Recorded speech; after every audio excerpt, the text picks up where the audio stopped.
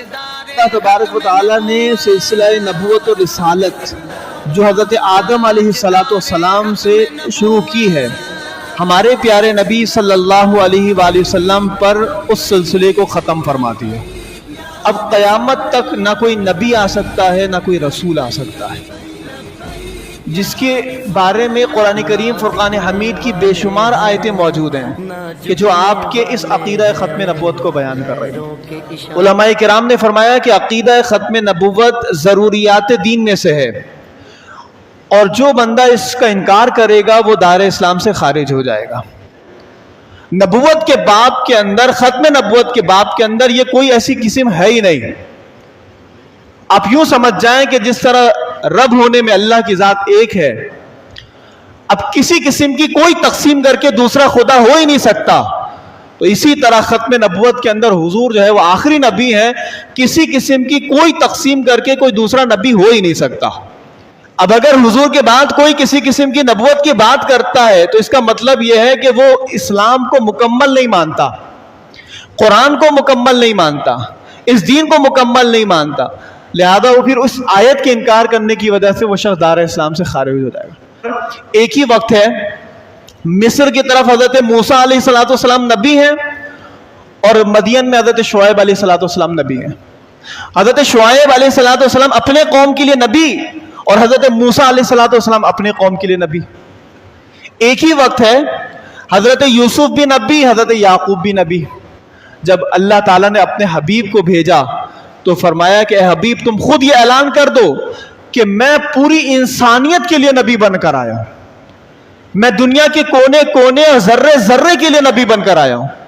وَمَا أَرْسَلْنَاكَ إِلَّا رَحْمَةً لِّلْعَالَمِينَ، اے حبیب ہم نے آپ کو نہیں بھیجا مگر تمام جہانوں کے لیے نبی بنا کر بھیجا۔ ایسی 100 آیتیں ہیں کہ جس کی تفسیر اگر آپ پڑھیں گے تو ختم نبوت کا موضوع اس میں آپ کو موجود ملے گا، اور حدیث جب پڑھیں گے تو ایسی سینکڑوں حدیثیں ملیں گی، سینکڑوں حدیثیں کہ جس میں حضور نے اپنے خاتم النبیین ہونے کو بیان فرمایا۔ حضور نے فرمایا کہ وَأَنَا خَاتَمُ النَّبِيِّينَ، میں آخری نبی ہوں، وَلَا نَبِيَّ بَعْدِي، میرے بعد کوئی نبی نہیں۔ حضور کو کے بعد کسی کو بھیجنا نہیں ہے، کیونکہ حضور سارے نبیوں کے سردار ہیں۔ اگر آپ پہلے آ جاتے تو بعد میں آنے والا آپ کی شریعت کو منسوخ کر دیتا، تو اللہ نے سارے نبیوں کا سردار بنایا، لیکن سب سے پہلے نہیں بھیجا، درمیان میں نہیں بھیجا، سب سے آخر میں بھیجا، تاکہ قیامت تک کوئی آپ کی شریعت کو منسوخ نہ کر سکے۔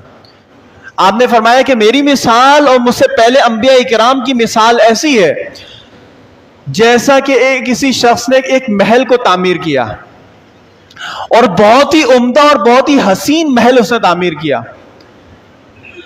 ایک اینٹ کی جگہ اس نے چھوڑ دی۔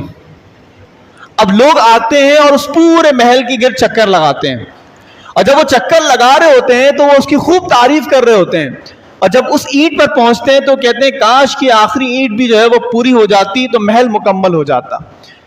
پھر حضور نے آخر میں فرمایا کہ میں ہی وہ اینٹ ہوں، میں ہی وہ اینٹ ہوں کہ جس کے ذریعے سے اللہ نے اس قصر نبوت کو مکمل فرما دیا۔ پہلا شخص جس نے نبوت کا دعویٰ کیا تھا نا، اس کا نام تھا اسود انسی۔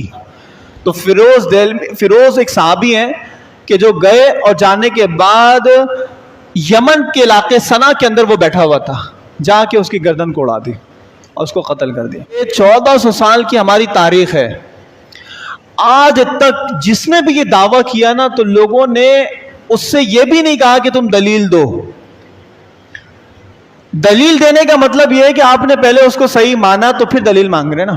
ہم یہ کہتے ہیں کہ جس نے ختم نبوت پہ حملہ کیا ہم بغیر دلیل اس کو کافر مانتے ہیں، لیکن اس کے باوجود اگر ہمارے آئین کے اندر، ہمارے قانون کے اندر قادیانیوں کو غیر مسلم قرار دیا گیا ہے تو بہت پوری دنیا کے اندر یہ واویلا کرتے ہیں کہ ہمارے ساتھ بہت زیادتی ہوئی ہے، ہمارے ساتھ بڑا ظلم ہوا۔ کوئی ظلم نہیں ہوا۔ 13 دن تک قومی اسمبلی کے اندر شاہ احمد نورانی صدیقی رحمۃ اللہ تعالی علیہ وہ 13 دن تک قادیانیوں سے بیٹھ کے باتیں کر رہے تھے، لیکن قادیانی 13 دنوں کے اندر اپنی ایک بات بھی ثابت نہیں کر سکے۔ مرزا ناصر جو مرزا غلام احمد قادیانی کا داماد ہے، تو مرزا ناصر 13 دن کے اندر اپنی کسی ایک بات کو بھی ثابت نہیں کر سکا. جب قانون پاس ہو گیا تو اب رونے لگ گئے کہ ہمیں بلا وجہ غیر مسلم قرار دے دیا. تو اس وقت ثابت کر لیتے نا, 13 دنوں کے اندر آ کر باتیں کر لیتے ہیں.